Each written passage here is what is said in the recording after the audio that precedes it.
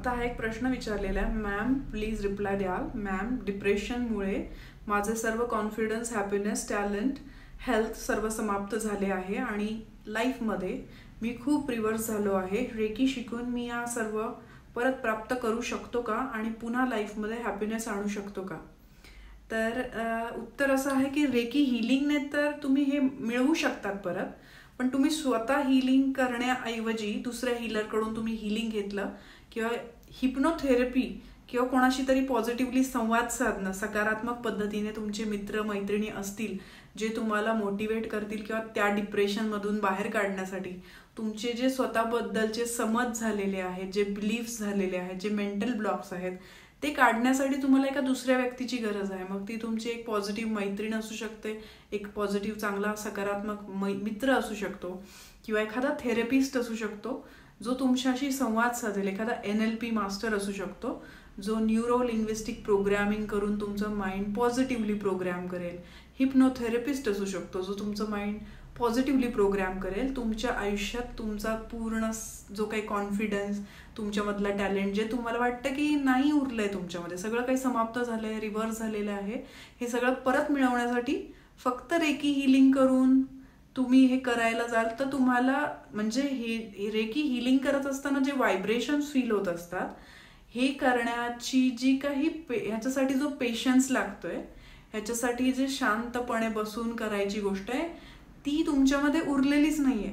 तुम्ही एक अँशियस, तुमच्यामध्ये खूप अँझायटी आहे, पॅनिकनेस आहे, तुमच्यामध्ये चिंता, काळजी आणि तुमच्या मनाची जी अवस्था आहे, अशा कंडिशनमध्ये तुम्ही पेशन्सनी कुठलीच गोष्ट करू शकत नाही. शांततेने, संथपणे हिलिंग करायला पाहिजे.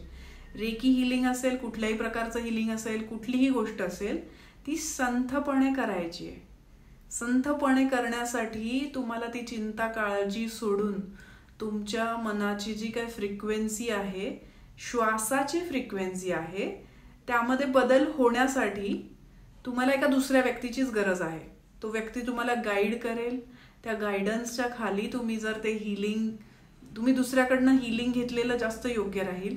हिप्नोथेरपी किंवा न्यूरो लिंग्विस्टिक प्रोग्रॅमिंगचं सेशन घेतलेलं जास्त योग्य राहील.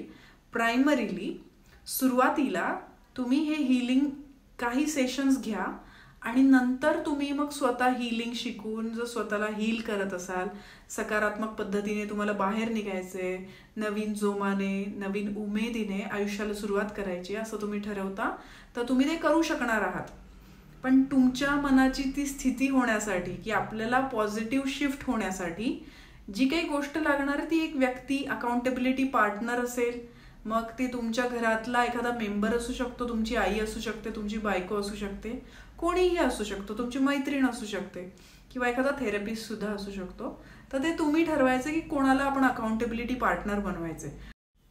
रेकी हिलिंग असेल, प्राणिक हिलिंग असेल, त्याच्यासोबत सायकोथेरपी करणं, तुमच्या मनाचं प्रोग्रॅमिंग करणं, तुमच्या मनातून ते नकारात्मक बिलीफ्स काढून टाकणं, याच्यासाठी तुम्हाला psychotherapy, neuro linguistic programming, REBT या सगळ्या गोष्टी ज्या काही असतील की ज्याच्यातनं तुमच्या मनातनं कचरा काढून टाकायचा आहे, की तुम्ही जे स्वतःला नकारात्मक समजत आहात हे काढून टाकायचं आणि सकारात्मक विचार करायचा आहे. तर affirmation, positive self talk, mirror work, NLP किंवा हिप्नोथेरपी या गोष्टींची साथ घ्यावी लागेल. फक्त हिलिंग घेऊन तितका फायदा होणार नाहीये. मी स्वतः रेकी हिलर असून, स्वतः रेकी मास्टर असून सुद्धा मी असं का म्हणते की रेकी हिलिंग नका करू यासाठी. तर या ठिकाणी रेकी हिलिंगमध्ये काय होतं की तुम्ही इन्व्होकेशन करतात, एखादा संकल्प ठेवतात आणि फक्त हिलिंग करतात. आता ते करत असताना मनामध्ये अनेक शंका येतात.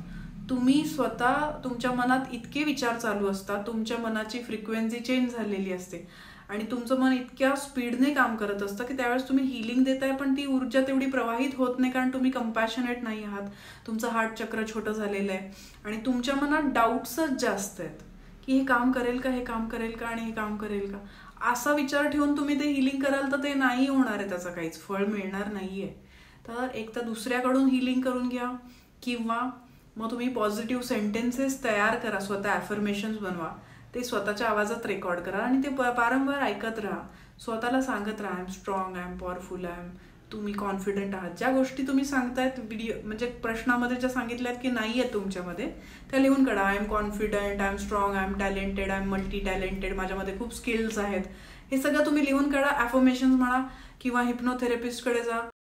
या व्हिडिओमध्ये सांगितलेल्या गोष्टी जर तुम्हाला पटल्या असतील, हा व्हिडिओचा टॉपिक आवडला असेल तर लाईक करा, सबस्क्राईब करा माझ्या यूट्यूब चॅनलला, बेल आयकॉन दाबायला विसरू नका.